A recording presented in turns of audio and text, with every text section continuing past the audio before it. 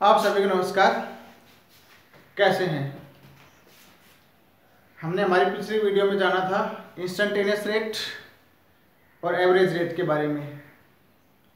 आज हम डिस्कस करेंगे expression for rate of reaction, या फिर हम इसको कह सकते हैं relation between rate of disappearance and rate of appearance. मतलब रेट ऑफ डिसअपीयरेंस रिएक्टेंट का रेट और रेट ऑफ अपीयरेंस मतलब प्रोडक्ट का रेट, इनमें आपस में कैसे हम रिलेशन निकाल सकते हैं या इनके बीच में क्या रिलेशन हो सकता है एक दूसरे के साथ। तो शुरू करते हैं पहले case one. Case one for reaction having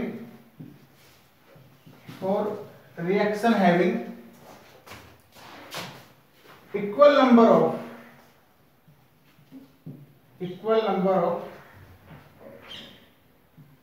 stoichiometric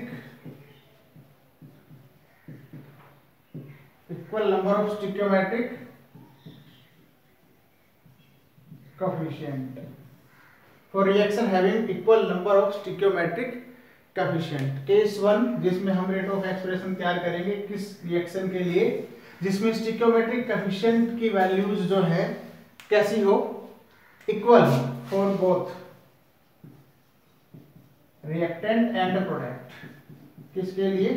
दोनों के लिए, रिएक्टेंट के लिए भी और किसके लिए? प्रोडक्ट के लिए भी। जैसे फॉर एग्जांपल अपने पास एग्जांपल फर्स्ट, हमारे पास है PCl5। इसको हमने हीट किया और हीट करने पर ये डिकम्पोज होकर के हमें दे गया PCl3 का 1 मोल प्लस Cl2।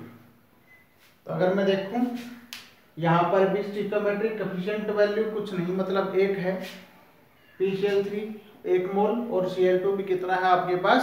1 मोल है।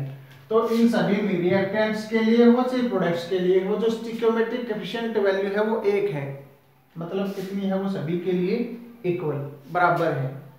तो अगर ऐसा केस है अपने पास जिसमें stoichiometric coefficient values for the reactant and product equal है, सेम है, तो उस केस में जब आप रेट एक्सप्रेशन तैयार करेंगे तो वो आप एक छोटी सी बात सिर्फ आपको ध्यान रखनी है। वो क्या ध्यान रखनी है कि रेट ऑफ रिएक्शन जो है आपका वो किसके बराबर होगा? For these case in which having equal number of stoichiometric coefficient for both reactant and product, the rate of reaction will be equal to rate of disappearance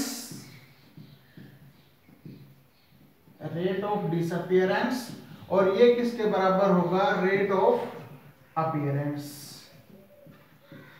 इसका मतलब क्या हुआ? इसका मतलब ये है कि जितना आपका रिएक्टेंट डिसअपियर होगा उतना ही आपका प्रोडक्ट अपीयर होगा। अगर हमें इनमें से किसी एक की रेट के बारे में पता है तो मैं पूरे रिएक्शन का क्या बता सकता हूं? रेट ऑफ रिएक्शन बता सकता हूं। अगर मुझे किसी एक का डिसअपियरेंस का या फिर अपीयरेंस का क्या पता है, रेट पता है, तो कभी भी जब आप स्टिक्योमेट्रिक कोएफिशिएंट वैल्यूज जिनका इक्वल वैल्यूज हो उनके लिए रेट एक्सप्रेशन तैयार करेंगे तो इस छोटी सी बात के अकॉर्डिंग कर लेंगे। अब जैसे यहां अगर हम चलें तो इसका जब रेट ऑफ रिएक्शन का एक्सप्रेशन हम तैयार करेंगे तो वो क्या कैसे बनेगा? Rate of reaction is equal to minus, क्योंकि ये रेट ऑफ डिसअपीयरेंस है तो माइनस लगाना पड़ेगा आगे, del change in concentration of phosphorus pentachloride by change in time. जितना ये डिसअपियर होगा उतने ही ये क्या होंगे आपके अपीयर, क्योंकि रिएक्टेंट है, रिएक्टेंट के रेट को हम रेट ऑफ डिसअपीयरेंस बोलते हैं, प्रोडक्ट के रेट को क्या बोलते हैं? Rate of appearance. तो अब अपने पास रेट ऑफ अपीयरेंस कैसे लिखी जाएगी? Del PCl3 by delta T is equal to del Cl2 by delta T। ये जो है आपका, इसको मैं क्या बोल सकता हूं? Rate of disappearance. और ये जो है या ये जो है प्रोडक्ट जो बन रहा है, इनको हम क्या बोल सकते हैं, रेट ऑफ अपीयरेंस। जितना आपका PCl5 डिसोशिएट होगा उतना ही आपका PCl3 और Cl2 बनेगा। तो अगर मुझे इसका रेट ऑफ डिसअपीयरेंस पता है तो मैं रेट ऑफ रिएक्शन बता सकता हूं, इसका अपीयरेंस या इसका अपीयरेंस पता है तो भी मुझे क्या मिल जाएगी, रेट ऑफ रिएक्शन मिल जाएगी। और एक रेट एक्सप्रेशन तैयार हो गया किसके लिए, फॉर दिस पर्टिकुलर इक्वेशन। उसी प्रकार से हम कुछ और एग्जांपल इसमें लेते हैं। जैसे अपने पास है एक example CaCO3 calcium carbonate, CaCO3, इसको हम जब हीट करेंगे तो ये आपको क्या देता है, कैल्शियम ऑक्साइड प्लस CO2।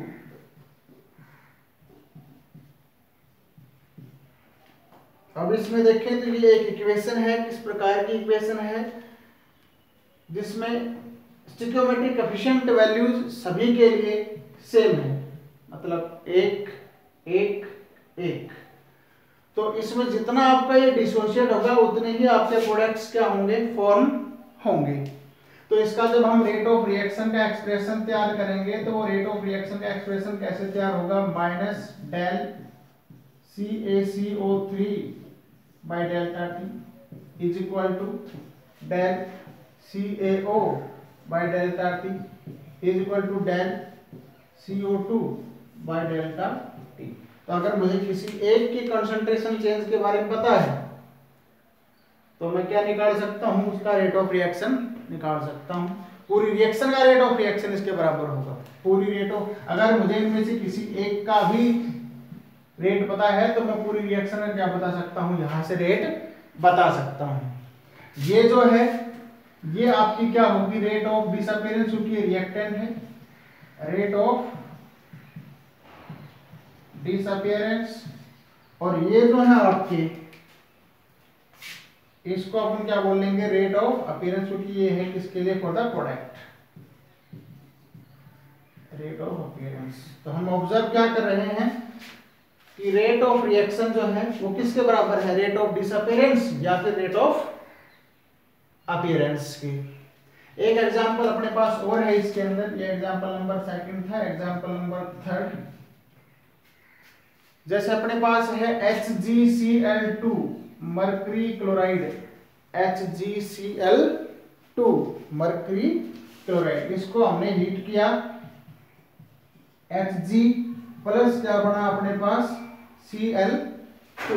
तो ये भी एक रिएक्शन है आपकी। कैसी रिएक्शन है ये, जिसमें स्टिक्योमेट्रिक वैल्यूज सभी के लिए कितनी है, सेम है, 1 1 1। तो इस इक्वेशन को मैं क्या कह सकता हूं, एक स्टिक्योमेट्रिक इक्वेशन, स्टिक्योमेट्रिकली इक्वल इक्वेशन बोल सकता हूं, जिसमें सभी की स्टिक्योमेट्री सेम है, 1 1 1। अब अगर हम इसका रेट एक्सप्रेशन तैयार करें तो वो कैसे आएगा, rate of reaction is equal to minus del HgCl2 by delta T is equal to del Hg by delta T is equal to del Cl2 by delta T। ये जो है आपका रेट ऑफ डिसअपीयरेंस और ये आपका rate of appearance. किसी एक का रेट पता है तो मैं पूरी रिएक्शन की रेट बता सकता हूं, क्योंकि यहाँ पर है क्या, स्टिक्योमेट्रिकली सभी की वैल्यूज बराबर है।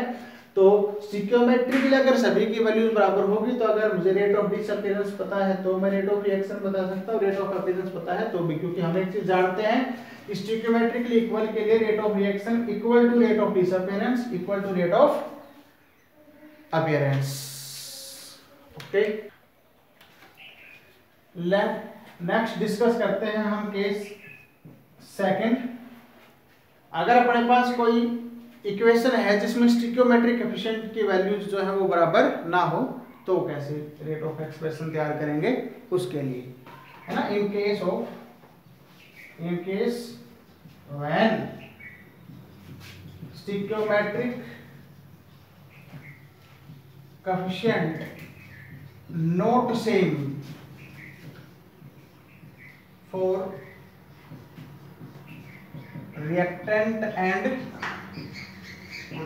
रिएक्टेंट और प्रोडक्ट का स्टोइकियोमेट्रिक कोएफिशिएंट वैल्यू अगर सेम नहीं है तो फिर उसके लिए रेट ऑफ रिएक्शन का एक्सप्रेशन हम कैसे तैयार करेंगे उसके बारे में बात करते हैं अब हम। तो सबसे पहले तो देखते हैं कि ये क्या है जिसमें स्टोइकियोमेट्रिक कोएफिशिएंट वैल्यू जो सेम नहीं हो रिएक्टेंट और प्रोडक्ट की।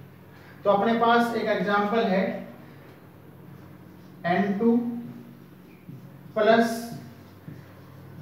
3H2 that gives ammonia। इस इक्वेशन को अगर हम ध्यान से देखें तो हमें एक चीज देखने को मिल रही है कि अपने पास जब 1 मोल नाइट्रोजन का कंज्यूम होता है और तो 3 मोल हाइड्रोजन के कंज्यूम होते हैं और इनकी कॉस्ट पर अपने पास 2 मोल किसके बनते हैं, अमोनिया के बनते हैं। मतलब यहाँ पर जो स्टोइकियोमेट्रिक वैल्यूज हैं रिएक्टेंट्स के और प्रोडक्ट्स के वो सभी अलग हैं। नाइट्रोजन 1 मोल, हाइड्रोजन 3 मोल और अमोनिया कितना 2 मोल। नाइट्रोजन 1 मोल, हाइड्रोजन 3 मोल और अमोनिया कितना 2 मोल है अपने पास। ठीक, तो इस प्रकार की अपने पास कोई इक्वेशन है उसका रेट ऑफ रिएक्शन का एक्सप्रेशन अगर अपने को तैयार करना है तो कैसे तैयार करेंगे। तो इन केस कि अगर अपने पास स्टोइकियोमेट्रिक कोएफिशिएंट वैल्यू जो सेम नहीं है और आपको रेट ऑफ रिएक्शन का एक्सप्रेशन इनके लिए तैयार करना है to get the unique value, identical value of rate of reaction, तो हम क्या करेंगे जो स्टोइकियोमेट्रिक वैल्यूज जो हमें दी गई है कोएफिशिएंट में उसको इनवर्स करके रेट के साथ मल्टीप्लाई करना है। इनवर्स करके रेट के साथ क्या करना है, मल्टीप्लाई करना है, तो हमारा रेट ऑफ रिएक्शन का एक्सप्रेशन तैयार हो जाएगा। कैसे देखते हैं। रेट ऑफ रिएक्शन नाइट्रोजन के लिए क्या होगा, minus del N2 by delta T, that is rate of disappearance for the nitrogen is equal to, अब हाइड्रोजन के केस में देखो change in concentration of hydrogen bye change in time, तो ये तो हमें क्या देती है, rate of disappearance of hydrogen, rate of disappearance of hydrogen. लेकिन यहाँ स्टोइकियोमेट्रिक वैल्यू लिखी हुई थी कितनी, 3। तो हम जब इसका रेट एक्सप्रेशन तैयार करेंगे to get the unique value of rate of reaction, तो हम क्या करेंगे स्टोइकियोमेट्रिक कोएफिशिएंट को इनवर्स करके इस रेट से क्या कर देंगे, मल्टीप्लाई करेंगे। इनवर्स करके क्या करना है, मल्टीप्लाई करना है, तो हमारा रेट एक्सप्रेशन बन गया। और क्योंकि ये रिएक्टेंट था तो अपनी तरफ से हम क्या लगाएंगे, माइनस। उसके बाद इसी प्रकार से del NH3 by delta T, okay, और ये वैल्यू है 2, तो इसको हमें क्या करना है, इनवर्स करके मल्टीप्लाई करना है। इनवर्स करके मल्टीप्लाई करेंगे तो अपने पास एक रेट एक्सप्रेशन तैयार हो गया। या फिर हम ये कह सकते हैं कि जो स्टोइकियोमेट्रिक वैल्यू दी गई है उसको डिवाइड कर देना है रेट से। ये जो स्टोइकियोमेट्रिक वैल्यू जो दी गई है इसको क्या कर देना है, डिवाइड कर देना है किसके साथ, रेट से। तो अपने पास क्या आ जाएगा, रेट ऑफ रिएक्शन का एक्सप्रेशन तैयार हो जाएगा। ओके, ठीक। इसकी जरूरत क्यों पड़ती है वो हम सीखेंगे न्यूमेरिकल्स के अंदर। जब हम इसके न्यूमेरिकल वाले कॉन्सेप्ट के ऊपर जाएंगे तो चीजें आपको और थोड़ा क्लियर होंगी। सेकंड वन, दूसरा एक एग्जांपल हम और लेते हैं। जैसे हम ले लेते हैं, हमारे पास है एक example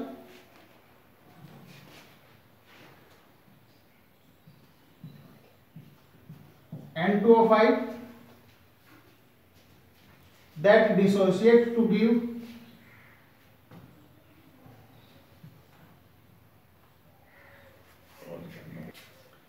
N2O5 that dissociates to give NO2 plus O2। Okay, balance करना है, ये अपने पास 2 और यहाँ है अपने पास। कोई हमें कहे कि इसका क्या तैयार कीजिए, आप रेट ऑफ रिएक्शन का एक्सप्रेशन तैयार कीजिए। तो इसका जब हम रेट ऑफ रिएक्शन एक्सप्रेशन तैयार करेंगे तो कैसे तैयार होगा, अपने पास वो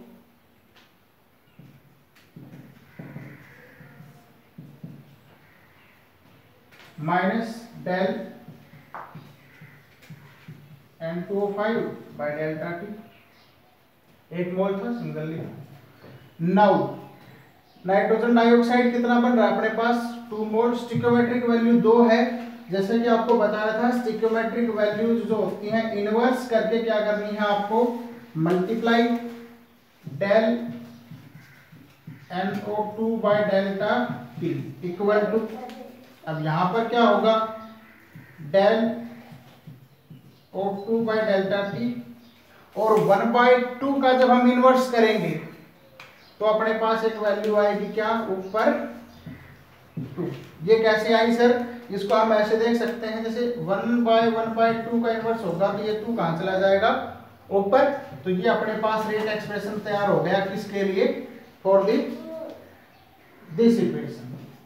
इसी तरह से एक एग्जांपल हम और लेते हैं for the reactions in which stoichiometric coefficient values are different. Example number 3 discuss करते हैं। N2O5 that gives NO2 plus O2। Okay, अगर बैलेंस ये दिया गया है आपको, ओके, और कहेगी इस इक्वेशन का क्या तैयार कीजिए, आप रेट ऑफ रिएक्शन का एक्सप्रेशन तैयार कीजिए। तो इसका जो रेट ऑफ रिएक्शन का जो एक्सप्रेशन अपने पास तैयार होगा वो क्या तैयार होगा, क्या बताया था आपको कि रेट तो आप लिख ही लोगे और जो वैल्यू आपको स्टिक्योमेट्रिक कोएफिशिएंट में दी थी उसको इन्वर्स करके क्या करना है, मल्टीप्लाई करना है। तो अगर हम इसको लिखें क्या हो जाएगा, ये माइनस, रिएक्टेंट है तो माइनस का साइन आएगा, इन्वर्स करके मल्टीप्लाई करना था तो 1/2 रेट मतलब delta N2O5 by delta T is equal to 1/4 del NO2 by delta T is equal to क्या हो जाना है आपका, del O2 by delta T। तो ये अपने पास रेट एक्सप्रेशन तैयार हो गया किसके लिए, फॉर N2O5 इस बैलेंस इक्वेशन के लिए। इससे पहले सेम इक्वेशन थी उसको हमने किया था जहां पर ये हाफ O2 था।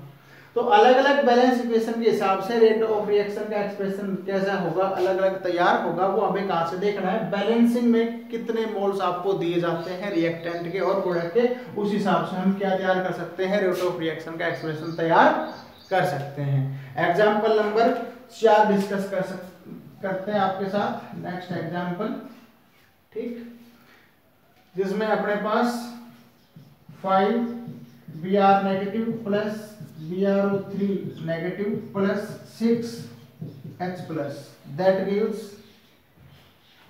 3Br2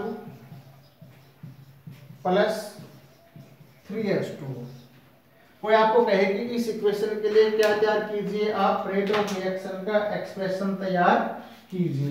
तो जब आप इस रिएक्शन का रेट ऑफ रिएक्शन का एक्सप्रेशन तैयार करेंगे तो कैसे होगा, वही बात, रेट तो delta Br negative by delta T, ठीक। अब इसमें क्या है, आपको स्टिक्योमेट्रिक वैल्यू है 5, तो इस 5 को इनवर्स करके क्या कर देना है, मल्टीप्लाई, तो आपका क्या तैयार हो जाएगा, रेट ऑफ रिएक्शन का एक्सप्रेशन तैयार हो जाएगा।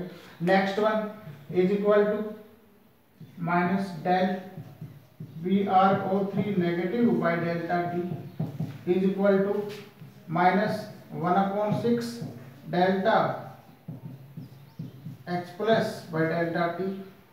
ओके, ये माइनस साइन किस चीज को इंडिकेट करता है कि हम किसके रिस्पेक्ट में रेट लिख रहे हैं, अभी रिएक्टेंट के रिस्पेक्ट में, प्लस हो जाएगा तो किसके रिस्पेक्ट में हो जाएगा, प्रोडक्ट के रिस्पेक्ट में, तो डेल्टा Br2 1/3 और इसी तरह से 1/3 del H2O bye delta T। तो ये इस पूरी इक्वेशन का क्या तैयार हो गया, रेट एक्सप्रेशन 6/5 तैयार हो गया। यहाँ आएगा 6 आपका 1/6 3 3 6 1/5। ओके, तो ये आपका रेट एक्सप्रेशन तैयार हो गया पूरी इस इक्वेशन के लिए। अब एक इक्वेशन है आपके लिए, the rate of reaction is express in different ways as follows. हमने रेट ऑफ रिएक्शन को कुछ ऐसे एक्सप्रेस किया हुआ है, plus half concentration change of C is equal to -3 concentration change of D plus 1/4 concentration change of A minus concentration change of B। आपसे पूछा है कि इस रेट रिएक्शन के आधार पर ये जो चार ऑप्शन है आपके पास, इनमें से कौन सा रिएक्शन है ये जिसकी रेट एक्सप्रेशन हमने ऊपर लिखी है। ये चार रिएक्शन में से वो कौन सा रिएक्शन है जिसकी एक्सप्रेशन हमने ऊपर लिखी हुई है। तो देखो हमने सीखी थी अभी रेट ऑफ रिएक्शन की एक्सप्रेशन तैयार करनी, ठीक। अगर मैं इसमें ध्यान से देखूं, प्लस 1/2 dC/dt, मतलब ये प्रोडक्ट का रेट है और स्टिक्योमेट्रिक कोएफिशिएंट क्या लगा हुआ होगा रिएक्टेंट के आगे 2, क्योंकि ये 1/2 इनवर्स कर रखा है हमने। जब भी हम रेट तैयार करते हैं तो स्टिक्योमेट्रिक कोएफिशिएंट को क्या कर देते हैं, इनवर्स मल्टीप्लाई। तो इनवर्स क्या हुआ है, तो C के आगे 2, अब C के आगे 2 हमें दो ऑप्शंस में दिख रहा है, ऑप्शन A और ऑप्शन C में, इन दोनों में नहीं है, तो मतलब ये दो ऑप्शन तो हमारे रूल्ड आउट हो गए।